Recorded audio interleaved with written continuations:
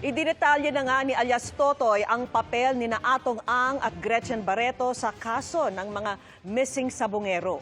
Eksklusibo siyang lumantad at nakapanayam ni Emil Sumangil na hindi bumitaw sa istoryang yan simulat sa pool. At kasama natin si Emil live. Emil, katatapos lang ng panayam mo. Vicky, sino ba si alias Totoy? Ngayong hapon, nagpasya na siyang ipakilala ang kanyang sarili.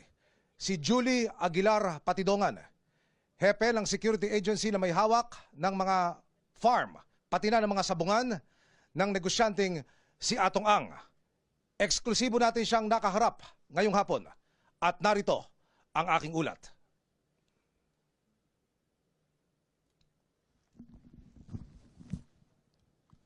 Sa kauna-unahang pagkakataon, pumayag na siyang ilabas ang kanyang tunay na pangalan. Siya si Julie Dondon Patidongan, ang head ng security ng ilang mga sabungan ni Atong Ang. Isa rin siya sa 6 na kinasuhan sa pagkawala ng mga sabungero sa iba't ibang lugar sa bansa. Pinangalanan na ni Patidongan ngayon ang mga mastermind daw sa pagkawala nang hindi raw bababa sa 100 mga sabungero. Kasama sa kanyang pinangalanan ang negosyanteng si Charlie Atong Ang, ang aktres na si Gretchen Barreto na kilalang malapit kay Ang at 2 iba pa.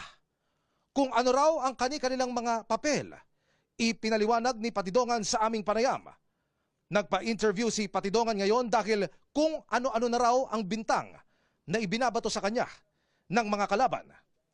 Nanawagan din siya sa 4 na umunoy mga dating gwardya na lumantad na nanawagan sa kanya na huwag silang idamay sa kaso. Ilang araw na lang daw, lulutang na siya.